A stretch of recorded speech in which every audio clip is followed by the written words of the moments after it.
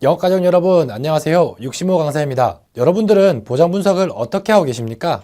설마 보장 분석도 없이 가입자만 들고 가서 고객님에게 가입해달라고 요구하시는 건 아니시죠? 오늘 제가 여러분이 보장 분석을 해야 하는 이유에 대해서 한번 알려드리도록 하겠습니다. 오늘의 학습 목표입니다. 보장 분석은 왜 해야 하나? 보장 분석 시 고려해야 할 사항들은 무엇인가? 보장 분석별, 담보별 봐야 할 중점 사항들은 어떤 것들이 있는가? 보장 분석의 필요성을 부르는 한마디에 대해서 배워보도록 하겠습니다.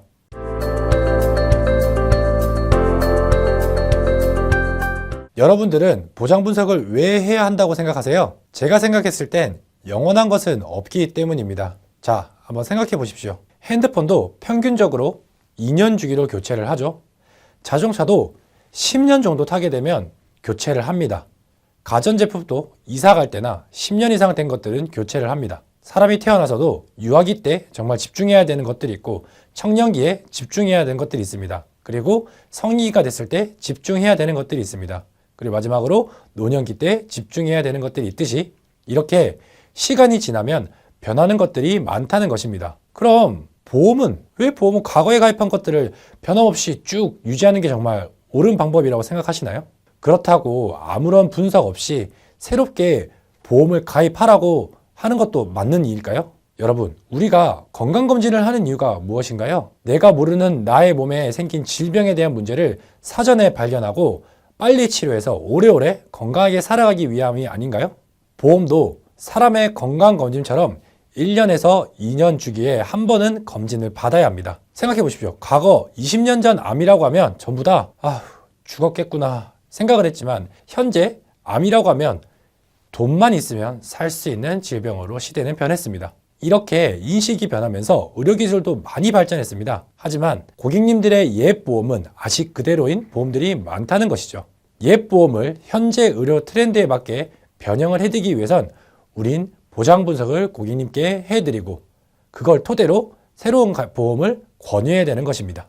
고객님들 중 아직도 이런 고객님들 많이 만나실 겁니다. 옛날 보험이 다 좋다. 그러니 보험을 바꾸면 안 된다. 라고 하는 생각을 가진 고객님들 말이죠.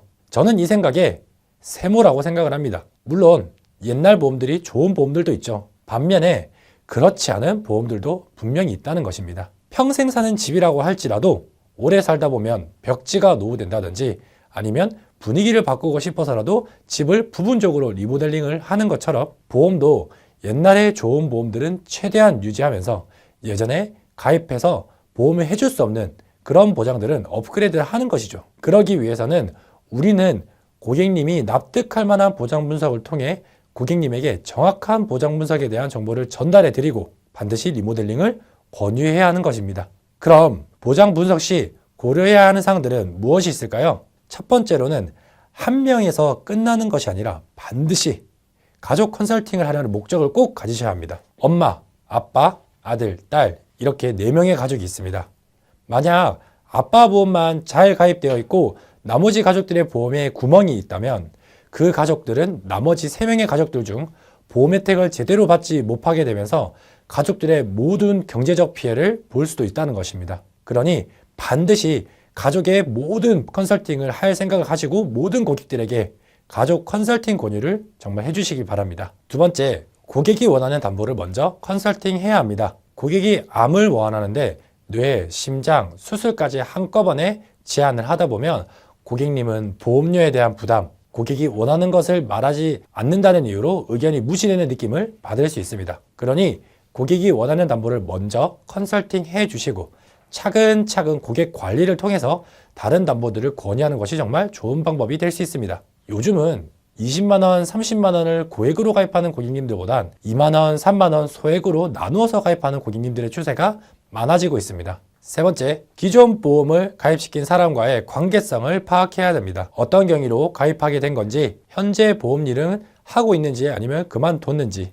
보험 가입한 사람과 고객이 아직도 연락은 하고 있는지, 고객과 보험관리자의 관계도는 어느 정도인지 이런 것들을 파악해야 우리가 접근하여 보험 리모델링을 권유해도 되는 고객인지 아닌지에 대한 전략도 우리가 세울 수 있다는 겁니다. 네 번째, 고객의 건강 상태를 보장 분석 전에 미리 파악하고 들어가셔야 됩니다. 기존에 가입했을 땐 건강 상태에 대해서 아주 건강한 고객님이셨는데 보장 분석을 하는 시기에는 혈압, 당뇨, 그 외의 기타 질환들이 생겼을 수 있습니다. 그런 것들을 파악하기 위해서는 기존의 보험을 유지시키는 건 정말 좋을지, 아니면 유병력자 보험으로 변경해도 기존보다 훨씬 더 유리한지 보장 분석을 통해서 할 수 있어야 됩니다. 다섯 번째는 고객의 말과 상황을 공감할 줄 알아야 됩니다. 즉, 보험 분석을 하는 데 있어서 설명보다는 고객님께 질문 위주의 상담을 진행하시는 것이 좋습니다. 고객님이 말을 더 많이 할 수 있도록 질문으로 유도해 주시고 그걸 들어주시면서 공감하시다 보면 고객님을 설득시키는 것이 훨씬 계약의 확률이 높아질 것입니다. 네, 그럼 이제 보장 분석 시 담보별 봐야 할 중점 사항들에 대해서 한번 알아보겠습니다. 먼저 암입니다. 암은 갑상선암, 제자리암, 경계성 종양, 기타 피부암이 따로 보장이 되어 있는가?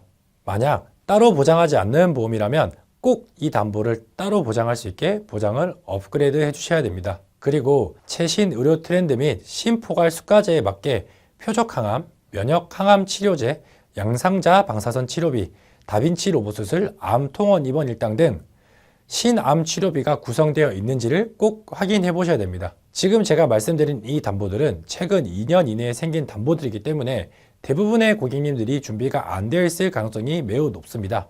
이 말은 즉, 위의 담보만 이용하시더라도 고객님의 보험을 업그레이드하고 추천할 수 있다는 겁니다. 결국 우리들에게 말할 거리의 기회가 생긴다는 것입니다. 여러분이 관리하고 있는 고객님들의 보장 분석을 한 명 한 명 확인하시면 준비가 안 된 님들을 보이실 겁니다. 꼭 그런 분들을 컨설팅 하시고 컨택 하셔야 됩니다. 그래야 다른 설계사님께 고객을 뺏기지 않을 것입니다.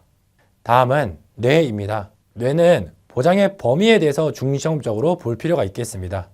과거 고객님들은 대부분 뇌출혈 혹은 뇌졸중까지 보장이 되는 보험들을 가입한 고객님들이 지금도 굉장히 많다는 것입니다.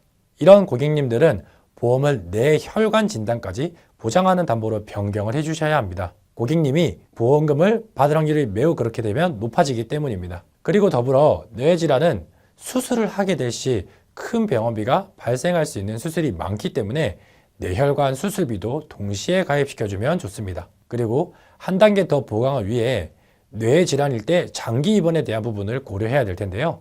그런 부분과 혹은 간병에 대한 부분까지도 함께 고객님들께 설명해 주시고 설득해 주신다면 뇌질환에 대한 보강도 완벽해질 수 있습니다.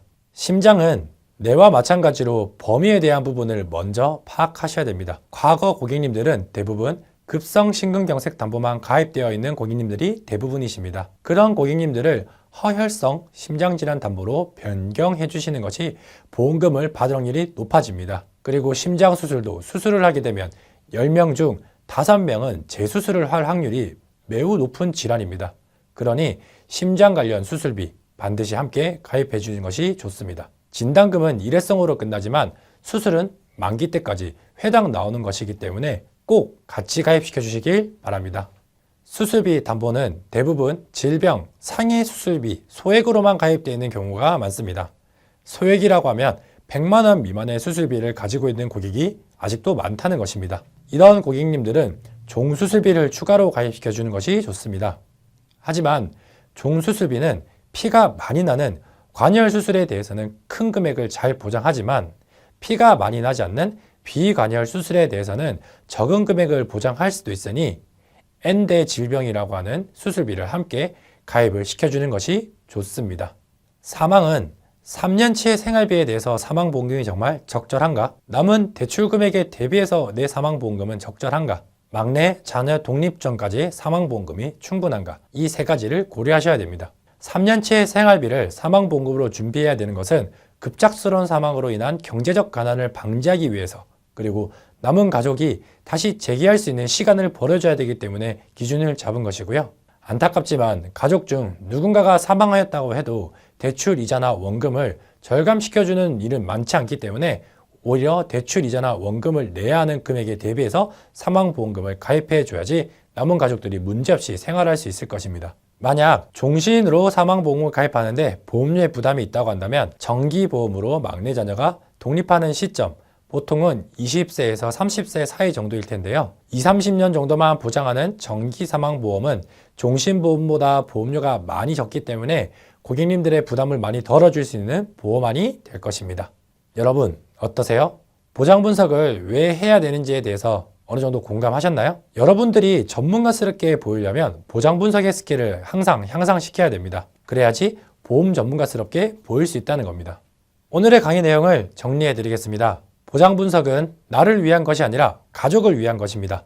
가족 중 한 명이라도 보장 분석에 대한 구멍이 있다면 그 가족은 경제적으로도 문제가 생기고 생활에 불행할 확률이 굉장히 높습니다. 탄탄한 보장을 가진 가족들보다 높아진다는 겁니다.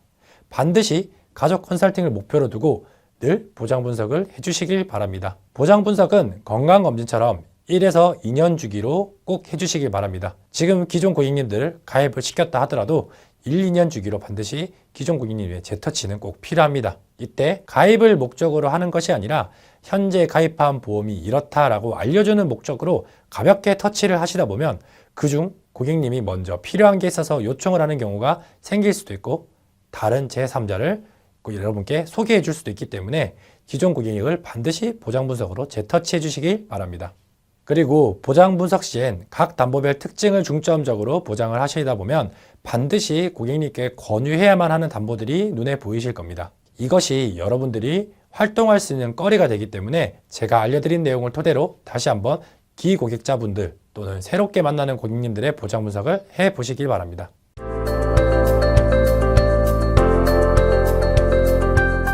영업가족 여러분들의 성공을 기원하면서 강의를 만들었습니다.